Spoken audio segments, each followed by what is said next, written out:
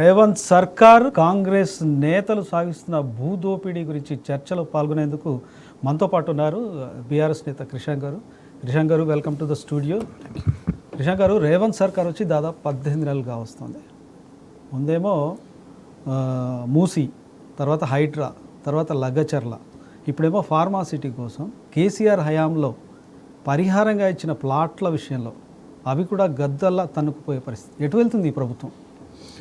Number 1, ప్రభుత్వానికి vision లేదు.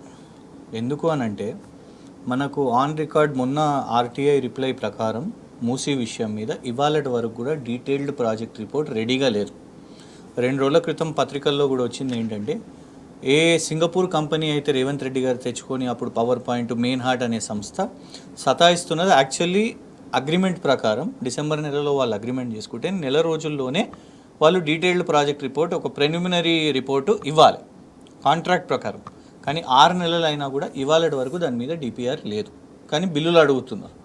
ఎందుకు ఇది చెప్తున్నా అంటే, 1,50,000 కోట్ల కాంట్రాక్ట్ అని నువ్వు ఫిగరు చెప్పినావు, నువ్వు మార్కింగ్స్ కూడా చేసినావు. ఇల్లు కూల్ చేయడానికి నువ్వు మార్కింగ్లు చేసి, మీకు గుర్తుంటే అందరికి కూడా చిన్నపిల్లలు ఇద్దరు కూడా అప్పుడు కేటీఆర్ గారు ట్వీట్ చేశారు, కూల్ చేసిన ఇల్లుకు పాపం మళ్ళీ ఇటుకలు రాళ్ళు వాళ్ళు పెట్టుకునే ఆ వీడియో చూసి అందరు కూడా బాధపడ్డారు. అసలు డిపిఆర్ లేకుండా ఇల్లు ఎట్లా కూల్చిస్తాము, వాళ్ళ భూములు ఎట్లా తీసుకోవాలనే ప్రయత్నం చేస్తావు. నీకు ఇవాళటి వరకు కూడా ఏం తీసుకొని రావాలి అక్కడ పక్కన. తర్వాత కొరియాకు, రకరకాల దేశాలకు తీసుకొని పోయిండు, సింగపూర్కు తీసుకొని పోయిండు.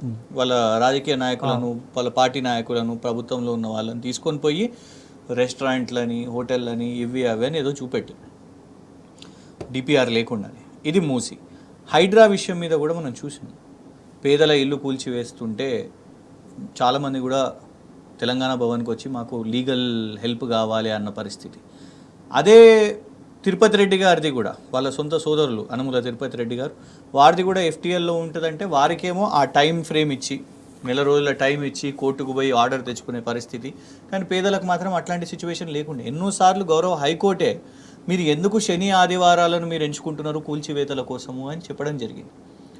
అంటే హైడ్రాని కూడా వాస్తవం కాదా? హైడ్రా ఎన్నోసార్లు వాళ్ళు ప్రెస్ మీట్ పెట్టి చెప్పుకోవాల్సిన పరిస్థితి. ఎందుకంటే మీడియాలలో బయటికి వచ్చినాయి, హైడ్రా పేరు చెప్పుకొని బ్లాక్మెయిల్లు నడుస్తున్నాయి, దందాలు నడుస్తున్నాయి, భూదందాలు నడుస్తున్నాయి. నువ్వు మాకు పైసలు ఇవ్వకపోతే హైడ్రాని తీసుకొని వస్తాం, కంప్లైంట్ చేసి కూల్ చేపిస్తాం, సో మాకు ఇంత అమౌంట్ ఇవ్వు. అందుకే కదా పదే పదే హైడ్రా కమిషనరు ప్రెస్ మీట్ పెట్టిన పరిస్థితి. సో హైడ్రాను ఒక బూచీగా దాన్ని చూపెట్టే ఒక ప్రయత్నం చేసి డబ్బులు దందా నడిచింది. ఈ రెండు ఒక ఎత్తు అయితే, అన్నిటికంటే పెద్ద డిజాస్టర్ ఎక్కడో కాదు, సాక్షాత్తు ముఖ్యమంత్రి రేవంత్ రెడ్డి నియోజకవర్గం కొడంగల్లోనే వాళ్ళ భూములను లాక్కొని అక్కడ ఏం తీసుకొని వస్తున్నావు అనే క్లారిటీ లేదు. ప్రభుత్వానికి విజన్ లేదు అని నేను స్టార్టింగ్లో ఎందుకు చెప్పినా అంటే, షరీఫ్ గారు, బీఆర్ఎస్ నాయకులు కేటీఆర్ గారు అక్కడ ఉన్న గిరిజన మహిళలు, ఆ రైతుల పక్షాన నిలబడ్డారు 100%. ఎందుకంటే నువ్వు వాళ్ళ మీద లాఠీ చార్జులు చేసినావు, నువ్వు వాళ్ళను అసభ్యకరంగా, అశ్లీలంగా వాళ్ళతో ప్రవర్తించినావు. ఇది మానవ హక్కుల కమిషన్ దాకా పోయిన పరిస్థితి, మహిళల కమిషన్ దాకా పోయిన పరిస్థితి, ఎస్సీ ఎస్టీ కమిషన్ దాకా పోయిన పరిస్థితి, జాతీయ స్థాయిలో దీని గురించి చర్చలు. అయితే బీఆర్ఎస్ క్వశ్చన్ చేసినప్పుడు నువ్వు ఫస్ట్ ఏమని చెప్తావు, నువ్వు ఇక్కడ ఫార్మా కంపెనీ మీ అల్లుంది, మరి మ్యాక్స్బియన్ ఫార్మా కంపెనీ ఉన్నది, ఆ మ్యాక్స్బియన్ ఫార్మా కంపెనీకి ఇక్కడ తీసుకొని వస్తున్నావా? లేదు, అదానితో ఒప్పందాలు చేసుకున్నాడు, అదానిని కూడా కొడంగల్లో తీసుకోవడానికి. ఎవరికి ఏం తీసుకొని రావడానికి ప్రయత్నం చేస్తున్నావు అని. ఎందుకంటే గెజెట్ రిలీజ్ అయింది, ఫార్మా విలేజు ఇవన్నీ. ఫార్మా కంపెనీలు మాకు వద్దు, ఎందుకంటే కెమికల్స్ అవన్నీ కూడా వస్తాయి, మేము కేవలం ఇది వ్యవసాయం ఒకటే కాదు, మీరు మా వ్యవసాయం తీసేసుకుంటే మొత్తం ఈ కెమికల్స్తోని గ్రామాలకు కూడా ఇబ్బందులు అవుతాయని వాళ్ళు జస్టిఫైడ్గా వాళ్ళు పోరాటం చేశారు. మీరేం చేశారు? వాళ్ళని జైలు వేసి ఇది అమ్మే ప్రయత్నం చేశారు. తర్వాత ప్రతిపక్షం క్వశ్చన్ చేసిన తర్వాత, బీఆర్ఎస్ క్వశ్చన్ చేసిన తర్వాత, లేలే ఇది ఫార్మా కాదు, ఇక్కడ మేము పరిశ్రమలు తీసుకొని రావాలని ప్రయత్నం చేస్తున్నాం. గెజెట్ అందరూ ఓపెన్గా, గెజెట్ రాజముద్ర ఉన్న గెజెట్ అబద్ధం చెప్తుందా అండి? తర్వాత మళ్ళా మాట మార్చడం, అబద్ధాలు చెప్పడం. ఆ తర్వాత ఆ ఉద్యమము మనం చూసినాము.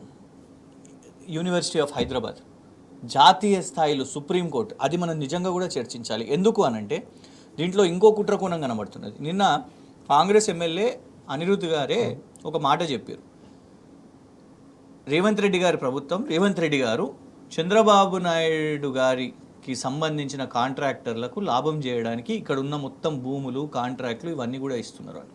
దీన్ని మనకు ఒక కనిపిస్తున్న ఒక ఉదాహరణ అనిరుద్ధ్ గారు చెప్పిన ఆరోపణ కేవలం ఆరోపణ కాదు, మనం ఇక్కడ బయట ఉన్నాం కాబట్టి వాళ్ళ within the party within the government లేం.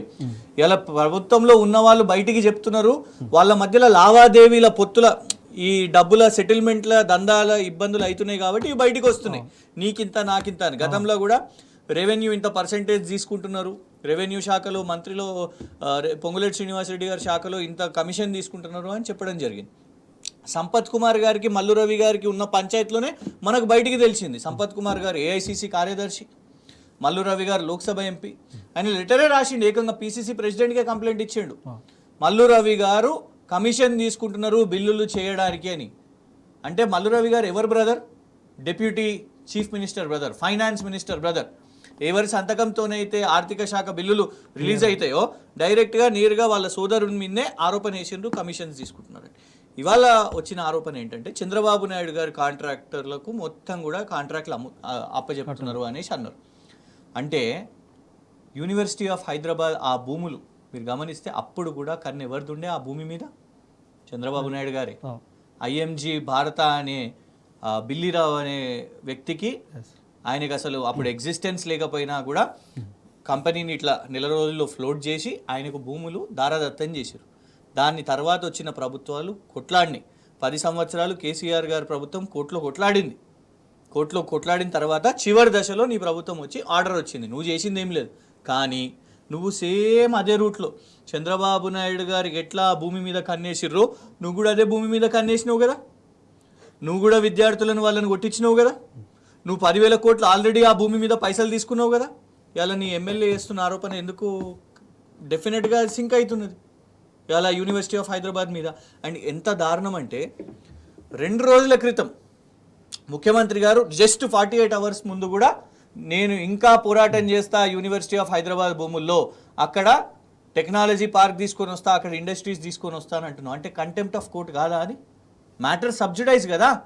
ఇవాళ కూడా కోర్టు దాని మీద అక్కడ మీరు ఎట్లా రెస్టోర్ చేస్తారు, మీరు పర్యావరణాన్ని ఎట్లా రెస్టోర్ చేస్తారు, మీరు 1000 చెట్లను నరికివేసారు రాత్రికి రాత్రి. ఎక్కడైతే హైడ్రా భూములను రాత్రికి రాత్రి మీరు కూల్చేసిర్రో హైడ్రా బుల్డోజరు పేద ప్రజలై, సేమ్ ఇలాగే మళ్ళీ ఇక్కడ కూడా ఒక శనివారం ఒక ఆదివారం పండుగ ఉన్నది అని కూడా చూసుకొని 3 రోజుల సెలవు వస్తుంది అనేసి మీరు మొత్తం జేసీబీలు బుల్డోజర్లు అన్నీ కూడా ఉన్న హైదరాబాద్ నగరంలో ఉన్నాయి అన్నీ తెచ్చి మీరు అక్కడే చేసారు.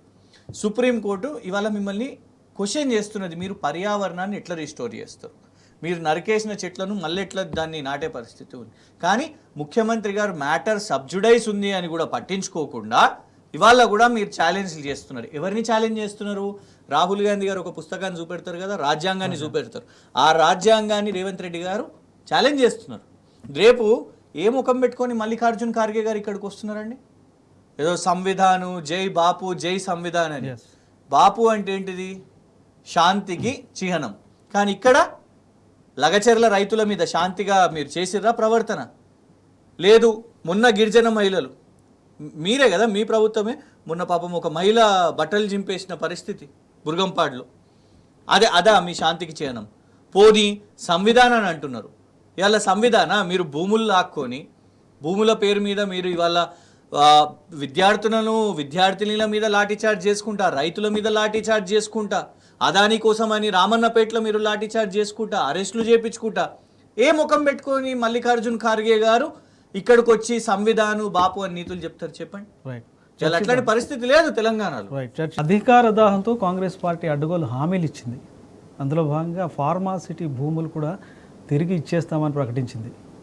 కానీ అధికారంలోకి వచ్చాక కేసీఆర్ హయాంలో కేటాయించిన స్థలాలను కూడా గద్దల్లా తనుకునేందుకు ప్రయత్నిస్తున్నారు. భయాందోళనలు సృష్టించి వాళ్ళు వాటిని రిజిస్ట్రేషన్ చేసుకునే పరిస్థితి ఉంది. కృష్ణ గారు ఎట్లా చూడాలి ఇది, ఈ రౌడీ రాజ్యాన్ని ఎట్లా చూడాలి? అంటే మొదట మనము సబ్జెక్టివ్గా ఇప్పుడు ఇబ్రాహీంపట్నం మహేశ్వరంలో జరుగుతున్న ఇష్యూ గురించి మనం మాట్లాడితే, ఫస్ట్ ఎలక్షన్ మేనిఫెస్టోలో ఎలక్షన్ ప్రచారంలో కూడా వీళ్ళు మొత్తం కూడా ఫార్మాసిటీని రద్దు చేస్తాము అని చెప్పారు.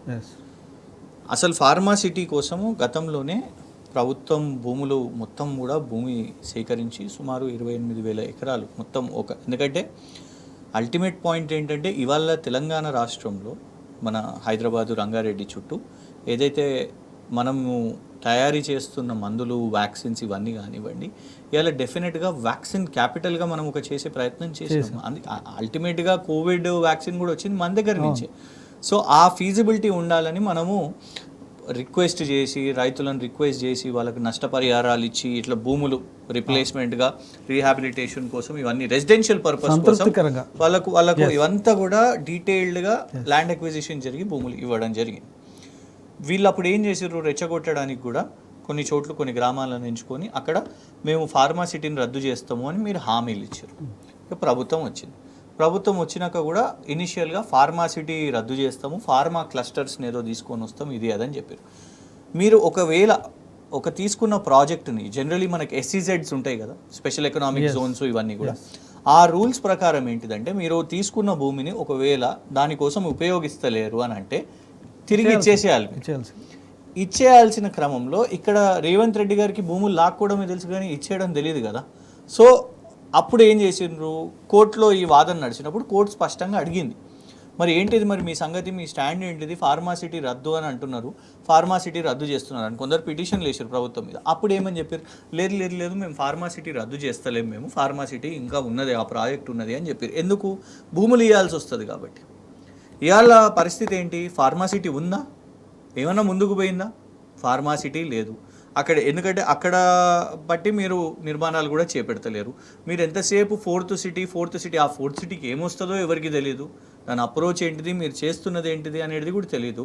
కానీ అక్కడ భూములు చేస్తూ, భూముల దందాలు మొదలు పెడుతూ ఇవాళ ఏం చేస్తున్నారు, ఎవరి దగ్గర అయితే భూములు ఫార్మాసిటీ కోసం తీసుకోవడం జరిగిందో వాళ్ళందరినీ బలవంతంగా ఇవాళ పోలీస్ బందోబస్తులను మొత్తం పెట్టి మీరు వాళ్ళ భూములను లాక్కుంటారు. Is this not contempt of court? మళ్ళా మనం ఎంతసేపు రేవంత్ రెడ్డి గారి గురించి మాట్లాడితే రాజ్యాంగాన్ని, ప్రజలను, న్యాయస్థానాలను కూడా మీరు కించపరుస్తున్నారు, వారిని పూర్తిగా వైలేట్ చేస్తున్నారు. ఎందుకంటే కోర్టు ముందు వచ్చింది షరీఫ్ గారు, ఇది కోర్టు అడిగింది ప్రశ్న, what is your stand on pharma city? లేదు, ఫార్మాసిటీ రద్దు చేస్తలేము, దాన్ని ముందుకు పోతున్నాము అని.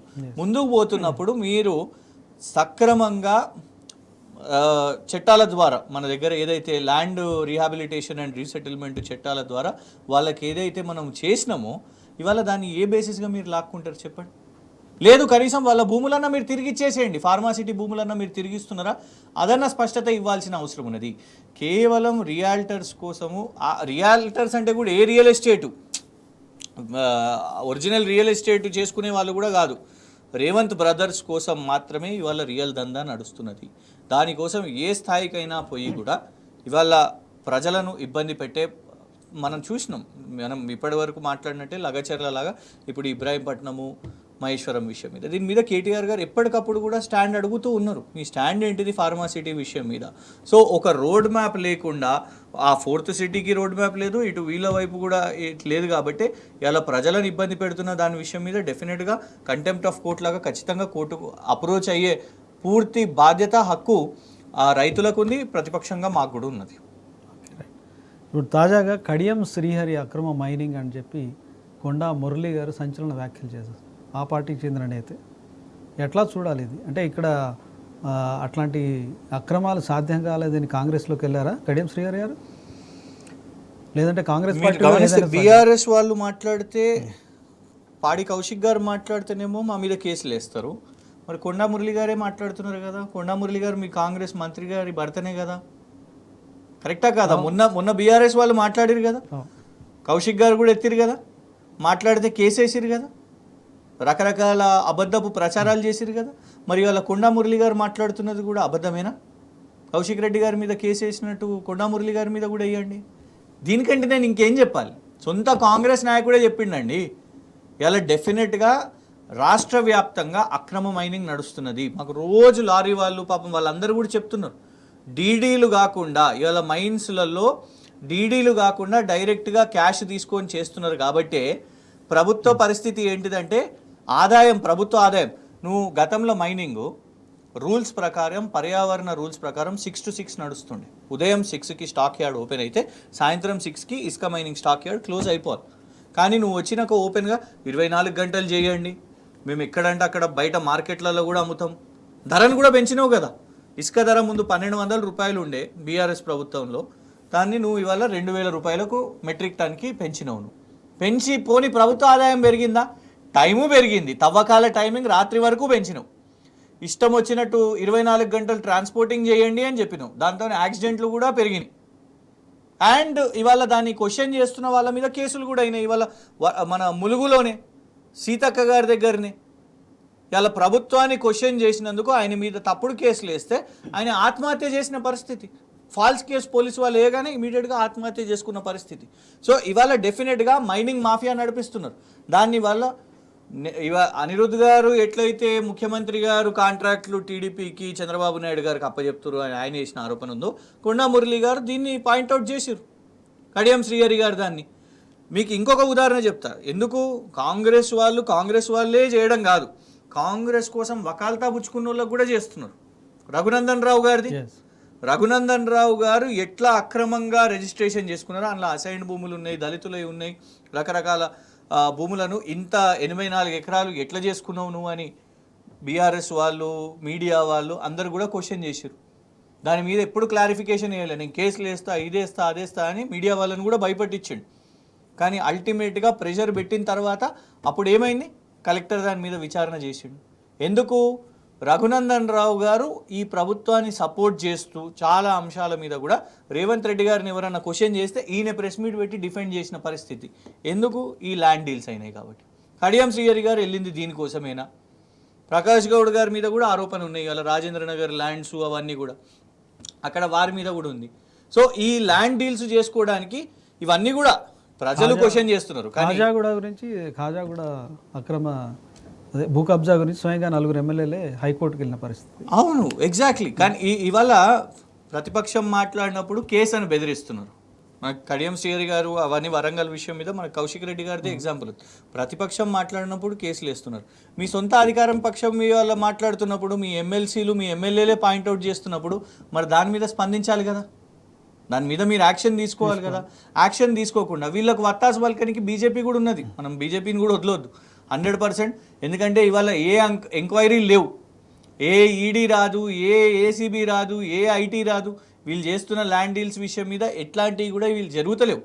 సో ఆ నామ్స్ కాకుండా ఈ మైనింగ్ రెగ్యులేషన్స్ కానివ్వండి, ఇవి బ్రేక్ చేయడానికి ఇలా డైరెక్ట్గా అన్ని ఏ సెక్టర్ మనం మాట్లాడుకున్నాం ఇలా వాళ్ళు చేస్తున్నది ఈ ల్యాండ్స్ విషయం మీద కానివ్వండి, మైనింగ్ విషయం మీద కానివ్వండి, ఒక పర్సంటేజ్గా వీళ్ళు పూర్తిగా చేస్తున్నారు. పర్సంటేజ్లే కాకుండా ఏకంగా కొందరిని బెదిరించి మొత్తం బిజినెస్లను కూడా లాక్కొని వీళ్ళే వ్యాపారాలు నడిపిస్తున్నారు. ఓకే. సో ఇలా భూ కబ్జాలు ఇట్లాంటి వ్యవహారాలు బయటకు వస్తుంటే రాష్ట్రానికి ఏమైనా పెట్టుబడులు వస్తాయా, కంపెనీలు వస్తాయా? ఇట్లాంటి లీగల్ ఇష్యూస్ వస్తుంటే భూముల విషయంలో ఎలా ఉంటుంది? ఈ 18 నెలలు ఏదైనా కంపెనీ వచ్చిందని అనుకుంటున్నారా షరీఫ్ గారు మీరు? నిన్న మొన్న మలబార్ వాళ్ళు ప్లాంట్ ఏదైతే ఓపెనింగ్ చేయబోతున్నారో అది కేటీఆర్ గారి టైంలోనే అయింది.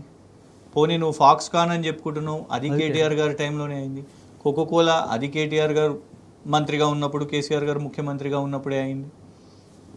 అమెజాన్ ఎక్స్పాన్షన్ గురించి నువ్వు ప్రచారం చేసుకుంటున్నావు, అది లార్జెస్ట్ క్యాంపస్ బీఆర్ఎస్ ప్రభుత్వంలో ఉన్నప్పుడే అయింది. ఇప్పుడు దాన్ని కొంచెం ఎక్స్పాండ్ చేసుకుంటున్నారు. నువ్వు తెచ్చిన కంపెనీలు ఏంటి చెప్పు అసలు? ఇవాళ నిన్ను చూసి ఏం కంపెనీస్ వస్తున్నాయి? ఉర్సా క్లస్టర్ అది 2 నెలల ముందు పుడుతుందంట. దాని 1,00,000 రూపాయలతో కంపెనీ మొదలు పెడతారంట. ఇమీడియట్గా 2 నెలల తర్వాత నువ్వు దానికి ఏదో ఇన్ని వేల కోట్లు అని ప్రచారం చేసుకుంటావంట. నమ్మశక్యంగా ఉందా? గోధీ ఇండియా దాని ఆ కంపెనీ యాన్యువల్ ఫైనాన్షియల్ స్టేట్మెంట్సే ఒక 5-6 లక్షల రూపాయలు ఉంటుంది. దాంతో మేము 8,000 కోట్లని ప్రచారం చేసుకుంటాం. అమెరికా దాకా పోయి నీ సొంత తమ్ముని కంపెనీతోని నువ్వు స్వచ్ఛ బయోతోని నేను 1000 కోట్ల ఒప్పందం అని చేసుకుంటావు. దానికోసం నువ్వు ఇంట్లోనే చేసుకో. ఇంకోటి ప్రశ్న కూడా వస్తుంది, మీ తమ్మునికి 1000 కోట్ల కంపెనీ ఎడికెళ్ళి వచ్చింది అని కూడా అడుగుతారు. వాల్ష్ కర్రా అనే కంపెనీ, ఇద్దరే ఎంప్లాయీలు. అందులో 2 నెలల ముందు పుడుతుంది కంపెనీ. అందులో ఇద్దరే ఎంప్లాయీలు, వాళ్ళు 800 కోట్లు అంట ప్రచారం. ఇట్లా ఎన్ని లిస్ట్ చెప్పమంటారు నన్ను? ఉట్టిగానే ప్రచారానికి ఇట్లా బోగస్ కంపెనీలను ప్రచారం చేస్తున్నారు. కానీ గత 18 నెలల నుంచి మన దగ్గరికి ఏ పెద్ద కంపెనీని మీరు తీసుకొని వచ్చిన పరిస్థితి? మీరు అసలు అంటే మీ దగ్గర ఏం విజన్ ఉన్నదని ఎక్కడికి తీసుకొని వచ్చే పరిస్థితి? అదాని ఒక్కొక్కతోని మీరు 12,400 కోట్లని మీరు దావోస్ దాకా పోయి 12,400 కోట్లు అని అదానితోని మీరు ఏదో అనౌన్స్ చేసిర్రు. మీ రాహుల్ గాంధీ అదానిని తప్పుపడుతూ ఉంటాడు, వద్దని చెప్తూ ఉంటాడు. 100 కోట్లు తిరిగి ఇచ్చారు. బీఆర్ఎస్ ప్రెషర్, పొలిటికల్ ప్రెషర్ మొత్తం పెట్టిన తర్వాత మీరు ఆ 100 కోట్లు తిరిగి ఇచ్చిన పరిస్థితి.